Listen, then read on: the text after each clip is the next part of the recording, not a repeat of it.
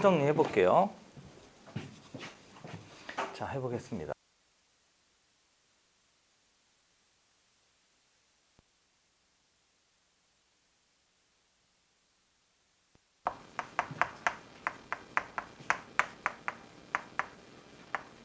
아, 2차 방정식의 풀이부터 할 건데 그냥 칠판 보세요. 그냥 보면서 총정리하면 돼요. 충분히 이해할 거예요. 첫 번째, 2차 방정식의 정의부터 한번 생각을 항상 해야 돼요. 2차 방정식의 정의도 제법 문제에 나옵니다. 그러면 a의 x의 제곱에 플러스 bx 플러스 c는 0 이런 형태인 거잖아요. 이 중에서 뭐만 0이 아니에요. a는 0이 아닙니다. 그래서 a가 0이 아닌 거 확인하는 건 진짜 중요합니다. 맨날 물어봐요. 2차 함수도 마찬가지고. 두 번째는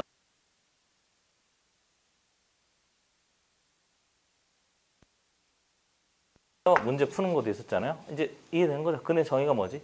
대입하면 성립하는 값. 누가 물어보더라도 수학 교과서에 그렇게 쓰여져 있으니까 그걸 쓸 생각을 하면 돼요. 그래서 a의 x의 제곱에 플러스 bx 플러스 c는 0에 근이 알파이고 베타이다.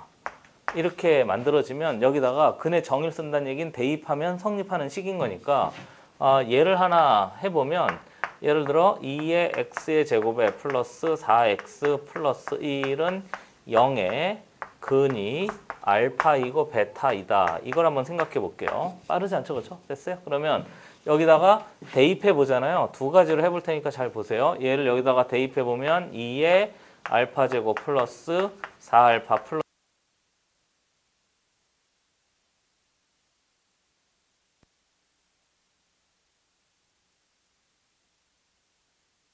한다는 거죠. 그럼 이 식을 가지고 여러 개로 막 식을 변형해서 처리할 수 있는데 첫 번째는 앞에 예를 들어 이런 게 나와져 있다고 생각해 보세요. 알파 제곱 플러스 베타 제곱에 플러스 2알파 플러스 2베타의 값을 물어봤대요. 이렇게. 됐지? 그러면 이 식과 이 식을 가지고 이 식을 만들면 되잖아요. 그럼 의인아 어떻게 만들면 되지? 알파 제곱 베타 제곱을 만들려면 우선 위아래 나누기 2 한 다음에 두 개 더하면 되잖아요. 그럼 두 개 더하면 알파 제곱 플러스 베타 제곱이 되고 나누기 2 하면 2알파 플러스 2베타가 되니까 얘가 되겠죠. 그렇죠? 그럼 나누기 2 하면 얘가 몇 분의면? 2분의 1. 얘도 2분의 1 넘어가면 마이너스 2분의 1 마이너스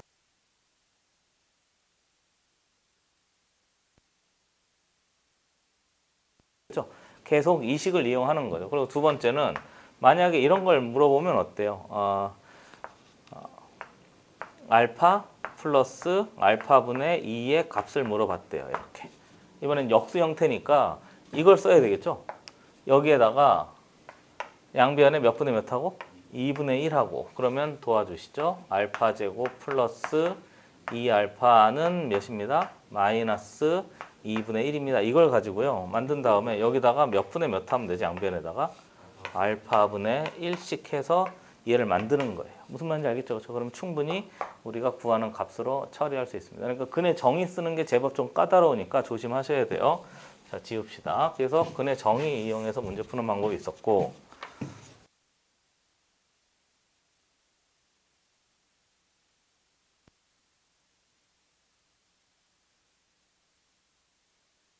있어야 돼요.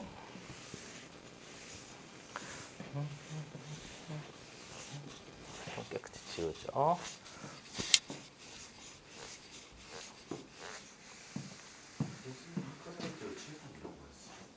그럼요. 왜? 이거보다 좀 더 질이 안 좋은 거였지. 왜? 저희 학교도 이거 쓰고 이거? 전 학교에서 보드마카 그렇죠. 보드마카보다 이게 좋지 않아요? 이 보드가 더 좋아요. 보드마카가 더 좋아? 아, 왜? 어떤 점이 좋아? 한번 그러니까 보드마카는 이걸 빨리 필요 없고 부모님만 살짝 뿌려주면 아, 그렇지. 관리는 좀 쉽지. 그게 관리가 좀 관리는 좀 쉽죠. 근데 쓰는 선생님 입장에서는 이게 훨씬 더 좋아요. 보드마카 이렇게 밀리잖아. 밀리니까 저항이 없어서 손목이 더 아프거든. 그럼요. 그러니까 이건 뭐 그리고 이 칠판은 이건 좋은 칠판이에요. 그래요? 그 칠판 종류 중에서도 좀 뭐라고 할까 비싼 칠판을 갖다가 넣은 거죠. 와인도 그런 그럼요. 이게 뭐 그 뭐라고 할까 이 사소한 물품을 비싼 거 쓰는 그 세계가 한두 끗 떴거든요. 이 분필도 좀 좋은 거예요. 분필도 좋은 거예요. 왜 좋은 거 쓰냐고. 이런 건 좀 좋은 거 써야지. 뭐 학원에서 제대로 해줄 수 있는 게 뭐 그거밖에 더 있나. 그치? 아무튼 그렇다고요.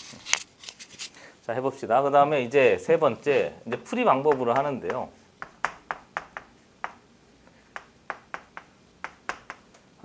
이제 알고 있잖아요. 대답해 보세요. 첫 번째, 무슨 분해해? 인수 분해해. 그리고 두 번째, 제곱근을 이용해. 그리고 세 번째는 무슨 제곱식을 만들어? 완전 제곱식을 만들어. 그리고 네 번째는 무슨 공식을 써? 근의 공식을 사용해. 뭐 이렇게 해서 이제 할 수 있는 거죠. 그래서 만약에 인수분해가 안 된다 그러면 그건 공부를 아예 안 한 거예요. 그렇죠? 그건 이제 더 이상 이야기할 게 아닌 거고, 단지 조심할 건 인수분해 한다는 얘기는 a의 x의 제곱에 플러스 bx 플러스 c는 0이 있는데 얘가 인수분해 된다는 거잖아요. a의 x 마이너스 알파와 x 마이너스 베타로 이렇게 인수분해가 되는 거니까 얘는 0을 찾을 때 얘를 찾는 게 아니고 누굴 찾는 거지? 얘를 이렇게 해서 찾는 거죠. 이해된 거죠? 그렇죠? 그러니까 여기서 조심할 거, 양변에 몇 분의 몇 하면 a분의 1씩 이렇게 하잖아요. 이렇게 됐어요? 그러면 얘를 인수분해하면 얘가 됐다는 거잖아요. 그러면 도와주세요. 인수분해한 걸 거꾸로 하면 뭐 한다고 하지? 전개한다고 하잖아요. 그렇죠? 그러니까 얘를 전개하면 얘가 되고요. 얘를 인수분해하면 얘가 되니까 사실은 방정식에 근을 줬다는 얘기는 전개하면 앞에 식의 완성을 할 수 있습니다. 이렇게 된 거죠. 됐지? 그러니까 이렇게 생각하세요. 방정식에 근을 줬잖아요. 그러면 다항식에 인수를 줬는데 얘가 이렇게 부호가 반대가 되었습니다. 이렇게 생각하면 되는 거죠. 그래서 이거 가지고 식을 작성할 수 있는데 당연히 이제 이건 돼야 되는 거고 이제 거꾸로 생각하는 거죠. 그렇죠? 그래서 정리해 보면 x의 제곱에 플러스 ax 플러스 b는 0의 근이 의나 숫자 두 개만 불러 뭐라고 할까? 3과 4이다. 이렇게 돼 있잖아요. 됐죠? 이렇게 돼 있으면 앞에 주어진 얘가 개수가 1로 만드는 게 제일 중요하죠. 그러면 x 무엇으로? 마이너스 3과 몇으로? x 마이너스 4로 무슨 분해가 됩니다? 인수 분해가 됩니다. 이렇게 된 거고요. 그럼 얘를 전개하면 얘가 될 테니까 얘 전개해 보면 x제곱 마이너스 7x 플러스 12는 0입니다. 이렇게 되니까 a 찾고 뭐 찾을 수 있는 거지? b 찾을 수 있는 거죠. 이렇게 됐지? 그러니까 근을 줬다는 얘기는 뭘 줬다는 거지? 인수를 줬다는 얘기예요. 근데 0이 돼야 되니까 얘 부호 바꾸는 건 당연한 거죠. 이해된 거죠? 그렇죠? 이렇게 해서 인수 분해도 한번 확인을 해봤습니다. 그 다음에 제곱근이라고 하면 앞에 주어진 얘가 어떤 a의 x의 제곱인 놈이 뭐 p 이렇게 돼 있대요. 됐죠? 이렇게 돼 있는 거죠. 그리고 완전 제곱식이라는 얘기는 a의 x-p의 완전 제곱에 플러스 q 한 놈의 결과는 0입니다. 이렇게 할 수 있으니까 또 넘겨가지고 이렇게 한다면 얘 양변 a분의 1하고 루트 씌우고 이렇게 하면 된다고 그랬잖아요. 그렇죠? 그리고 근의 공식은 얘를 완전 제곱식 만들면 되니까 x는 마이너스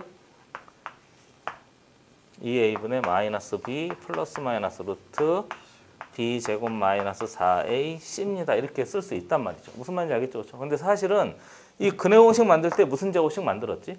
완전 제곱식 만들었어요. 무슨 말인지 알겠죠? 그렇죠? 그러니까 이 안에 얘도 있고 사실은 다 얘도 있으니까 안 되면 다 무슨 공식 쓰는 게 제일 편하지? 근의 공식은 끝판왕이라고 생각하면 되는 거죠. 그리고 문제에서 줄 때 얘가 중근을 갖는다. 이걸 좀 많이 주니까요. 우선 중근부터 한번 정리해 볼게요. 그 다음에 이제 활용하면 다 끝나요. 2차 방식 할 땐 저 생각을 항상 머릿속에 하면 돼요. 중근이란 얘기는 얘가 똑같은 게 몇 개가 된다는 거지. 두 개로 인수분해가 됩니다. 그 뜻인 거고. 그럼 인수분해 입장에서 보면 정리해 볼까? 인수분해 입장에서 보면 이 입장에서 보는 거예요. 똑같은 게 두 개니까 얘가 무슨 제곱식이 된다는 거예요. 완전 제곱식이 된다는 거예요. 그러니까 인수분해 입장에서 보면 완전 제곱식이 된다는 거고요. 완전 제곱식은 알다시피 절반의 제곱이 똑같은 거죠. 그렇죠? 이건 더 이상 설명 안 해도 되겠죠. 그렇죠? 혹시 몰라서 기억 못 할까 봐 a의 x의 제곱에 플러스 bx 플러스 c가 완전 제곱식이 된다는 얘기는 이렇게 된다는 얘기인 거잖아요. 보고 있죠, 그렇죠? 그러니까 얘의 절반, 양변에 a분의 1씩 해서요. 이렇게 하면 되는 거니까 얘 절반인 거니까 마이너스 다시 2분의 b의 전체 제곱이 뭐하고 똑같습니다. 절반의 제곱이 c하고 똑같습니다. 이렇게 하면 되는 거죠. 됐지, 그치? 그래서 요 관계가 있답니다 하는 거고요. 여기 a분의 1씩 해서 정리하는 거 꼭 좀 기억해 두시고요. 그 다음에 두 번째는 이번엔 얘 입장에서 뭐가 된다고? 중근을 갖는 걸 한번 생각해 보세요. 그럼 얘 입장에서 중근을 갖는다는 얘기는 여기다가 루트 씌워가지고 한번 더 해볼까? x가 이번엔 제곱근, 이제 총정리 한번 해봅시다. 제곱근 x는 플러스 마이너스 루트 a분의 p 이렇게 된 거잖아요. 그런데 중근을 간다는 얘기는 얘가 무슨 수란 얘기지? 완전 제곱수 이렇게 할 수도 있고, 또 하나는 앞에 주어진 여기 플러스 마이너스 이렇게 된 놈이 숫자 하나로 완성될 수 있습니다. 이렇게 만들어질 수 있는 거죠. 그리고 두 번째는 완전 제곱식을 이용하는 건요. 앞에 얘하고 완전히 똑같으니까 설명하지 않겠습니다. 그 다음에 근의 공식에서 중근을 갖는다는 얘기는 도와주시죠. 얘가 몇이란 얘기지? 0이란 얘기인 거죠. 그러니까 b제곱 마이너스 4ac 판별식이라고 그랬잖아요. 그렇죠? 디스크리미넌트, 근의 종류를 판별한다 그 뜻인 거예요. 그래서 0이면 돼요. 그러니까 다 똑같은 말이에요. 알겠죠? 다 똑같은 말이니까 문제 풀 때 조금 어렵다고 생각하면 그냥 풀어 헤친 다음에 근의 공식을 쓰면 돼요. 알겠죠? 풀어 헤쳐서 근의 공식 쓴 다음에 얘가 끝판왕인 거니까 중근이 나왔습니다. 그러면 이렇게 하면 된단 말이죠. 이해된 거죠? 그렇죠? 됐어요? 지워요. 그래서 중근에 대해서 여기 2차 방정식 이거 나중에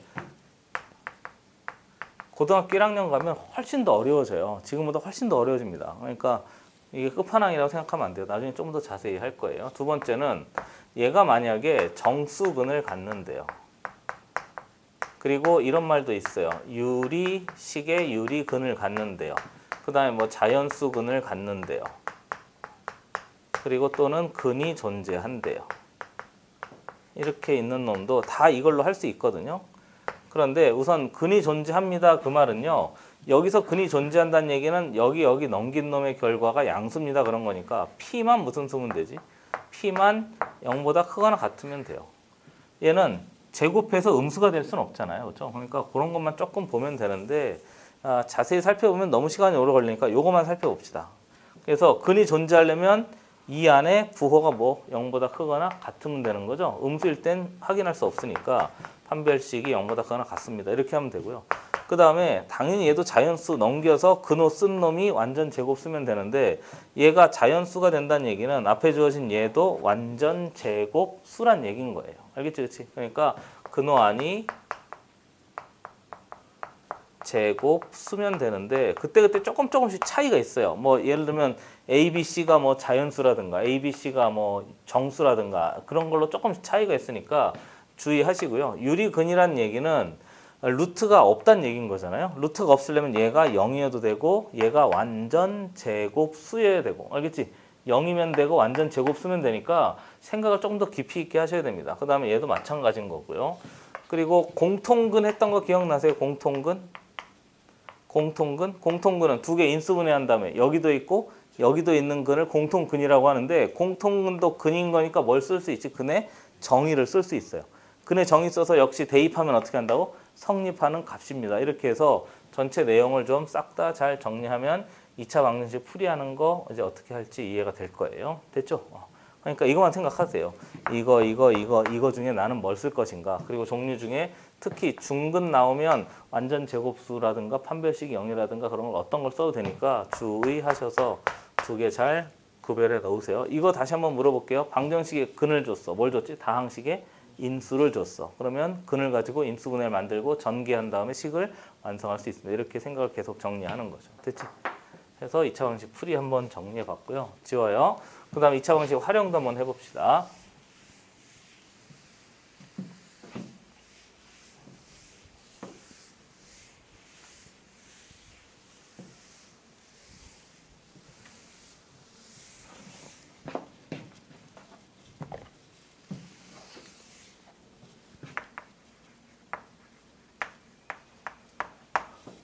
자, 2차 방정식의 활용은 말 그대로 첫 번째는 식을 작성해요. 식을 작성해서 그걸 2차 방정식으로 풀리면 돼요. 근데 그 식을 작성할 때 항상 도형을 주잖아요. 대부분. 그치? 도형을 주는 경우가 많아요. 그러니까 이렇게 생각하셔야 돼요. 길이를 구하기 위해서 뭘 구하고 좌표를 구하고 좌표를 구하기 위해서 길이를 구하고 단지 이제 길이라고 나오면 양수니까 그거 제한 범위 확인하고 무슨 말인지 알겠죠? 그렇죠?